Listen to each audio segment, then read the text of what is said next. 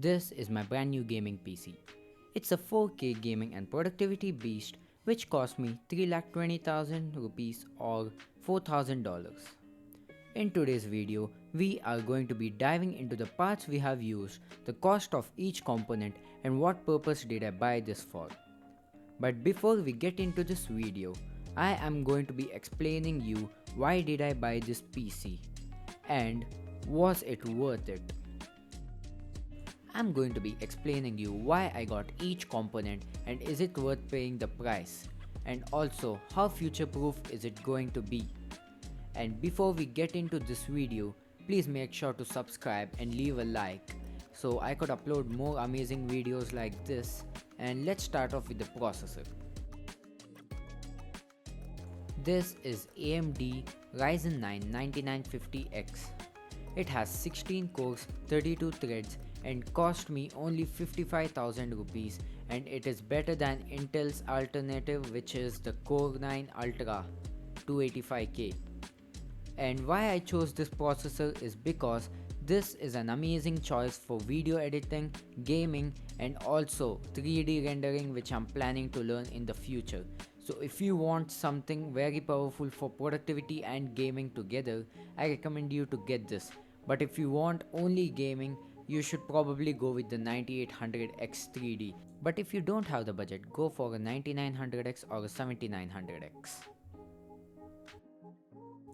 For the RAM, I went with the Corsair Vengeance DDR5 6000MHz RAM. And yes, this is a 64GB kit, and as you can see it's 6000MHz, but it is CL40, a little on the slower side, and it cost me 20,000 rupees.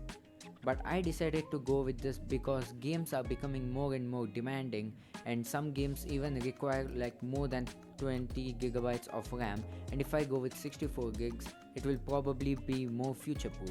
And I do a lot of productivity like editing and will learn 3D.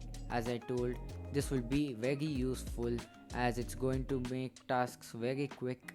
And also this doesn't have RGB, but it's fine. You should definitely go for this if you have 20,000 rupees. And let's move on to the storage.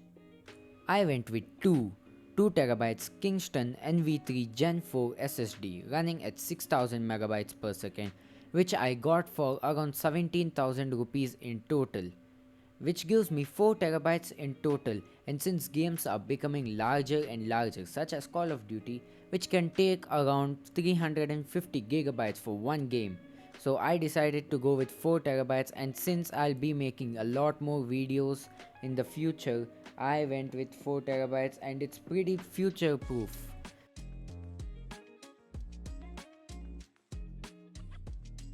For the motherboard, I went with MSI's Pro X870P Wi-Fi.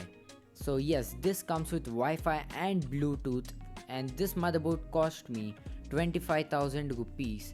And since it is made for Ryzen 9000 series, you don't have to update the BIOS as it says 9000 series ready.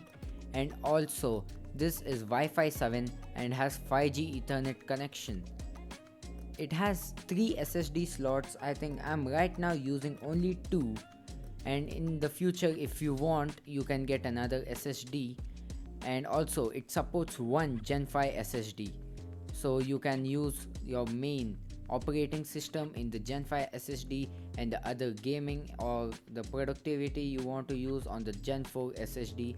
It's a pretty good motherboard. I recommend you to get it, and has a beautiful I/O. And since it's a MSI motherboard, you can just get MSI center and control any RGB easily. For the CPU cooler, I decided to go with an all-in-one or an AIO.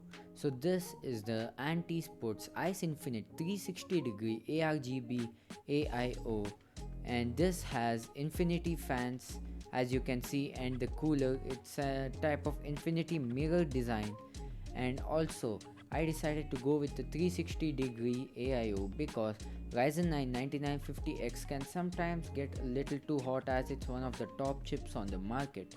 And this cooler I got it for only 5,000 rupees. There are many alternatives, but I decided to go with this because it's a reputed brand, and also you can go with any other AIO like Gigabyte or MSI, even Gigabyte or us.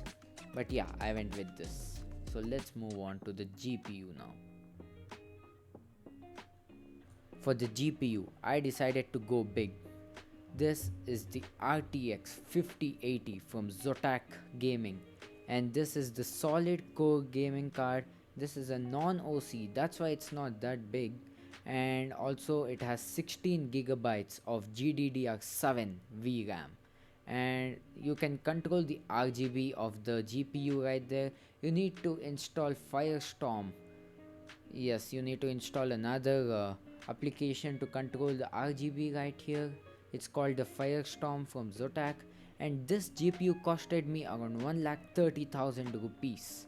And I decided to go for this GPU because I am going to be doing a lot of 4K gaming and also productivity like Blender, which requires more CUDA cores, and that's something AMD can't offer you. So I decided to go with NVIDIA, but I'm not surprised from the performance uplift from the 4080 or the 4080 Super, as it's very small. But yeah, it's a triple fan GPU. It is kind of similar to the Noctua fan, no, the Asus ProArt, all that stuff. But yeah, it's a pretty good GPU still. It can give you good offering, and make sure you find a good deal because that time the graphics card prices were high. For the power supply, I again went with an anti-sports one. This is the anti-sports Pro Lab 1000 watts 80 plus gold rated fully modular power supply I got, and this is kind of grey in color power supply, and I got 1000 watts because RTX 5080 consumes 350 watts, and an 850 watt power supply will be enough. But if you want to future proof and in the future you want to get like a 7080 or a 6080, this will probably be still sufficient enough for the upgrade. And also, you do not need to go high power supply if you are not planning to upgrade on the future. But yeah, it's a pretty good power supply, and Anti Sports, as you know, it's a good brand. You could go for other brands like MSI or Corsair, but yeah, this is a good budget power supply. I got this for around 10,000 rupees, so definitely go for this if you're planning on a high wattage consuming GPU. And for the case, again we went with an anti-sports case.